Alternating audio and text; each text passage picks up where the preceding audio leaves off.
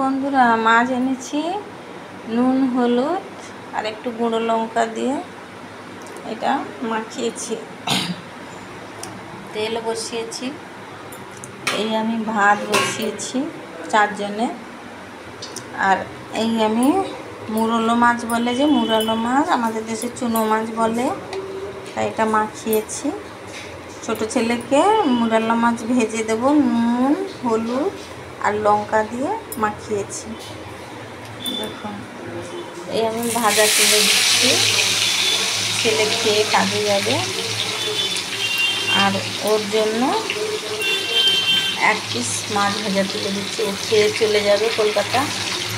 এই আমি দেখাচ্ছি পুরো কী রান্না করছি না করছি।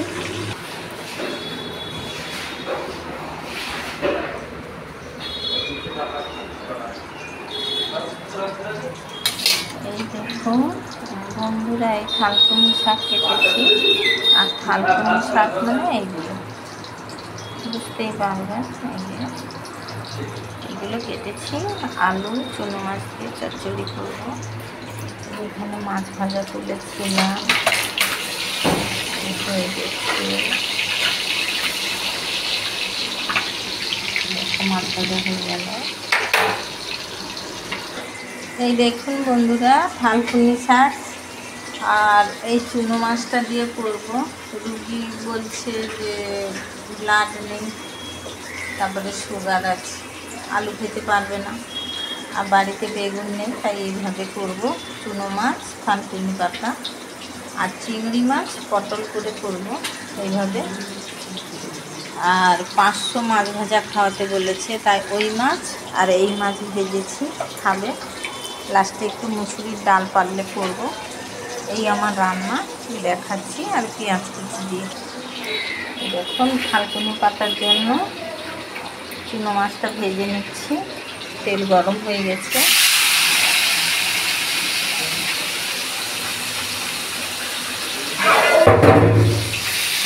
দিয়ে দিলাম,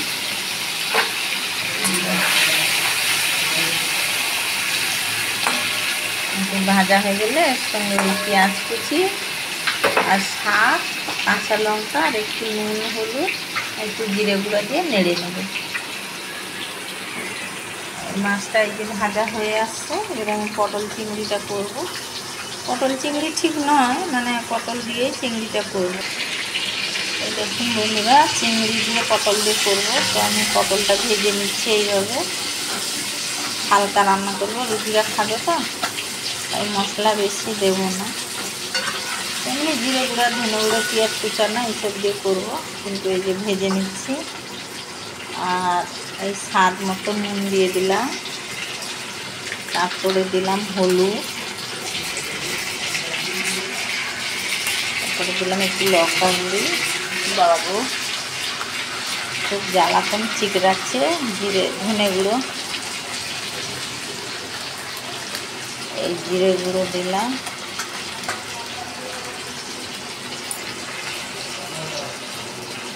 তারপরে কাঁচা লঙ্কা আর পেঁয়াজ কুচি দিলাম, দিয়ে এইভাবে নেড়ে নেড়ে করব।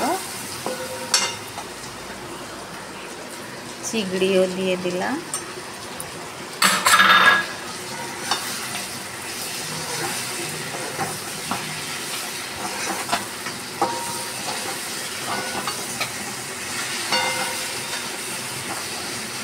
এভাবে নেড়ে নেড়ে হবে রান্নাটা। আর এইটা আমার হয়ে গেছে, এটাতেও দিয়ে দিলাম এই কুচানো, দিয়ে দিলাম শাক,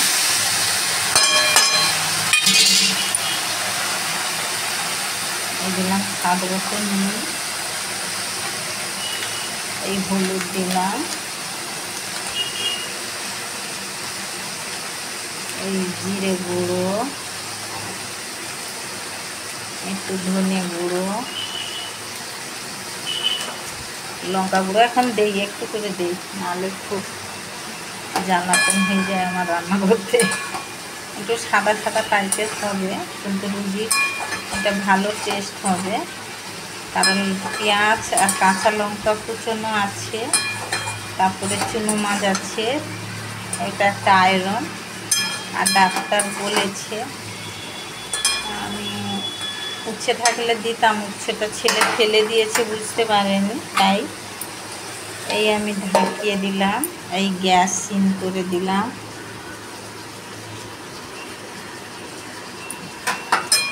কিন্তু এই চিংড়িটা হচ্ছে, এই যে চিংড়িটা এইভাবেই করব। তবে একটা টমেটো দিয়ে দেবো, একটা ঢাকনা দিয়ে দিই।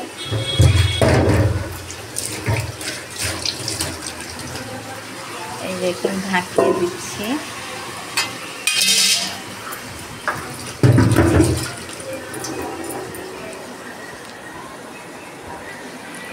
এক্ষুনি ছেলে বেগুন থেকে বাজার থেকে বেগুন আনলো, তাই আমি ওটাতেও একটু দিয়ে দিচ্ছি, গায়ে মাখা মাখা মতো হয়ে যাবে, একটু দিয়ে দিচ্ছি। আর শাকটাতেও একটু দিয়ে দিচ্ছি, তাহলে আরও একটু ভালো হবে। যেহেতু রুগীর রান্না, আমি ঘরোয়া রান্না দেখাচ্ছি আপনাদের, কারণ এরা সবাই 4 জন রুগী, তাই আমি কী করবো, আমি তাই এইভাবে করছি। আপনারা দেখুন, এইভাবে রুগীর রান্নাটাই করবেন। রুগীর রান্না সাধারণ কেউ দেখায় না, কিন্তু আমি বাধ্য হয়ে দেখাচ্ছি, কারণ সব রুগী। আর এটাতে আমি একটু টমেটো দিয়ে দিচ্ছি, যেহেতু চিংড়ি মাছ আছে।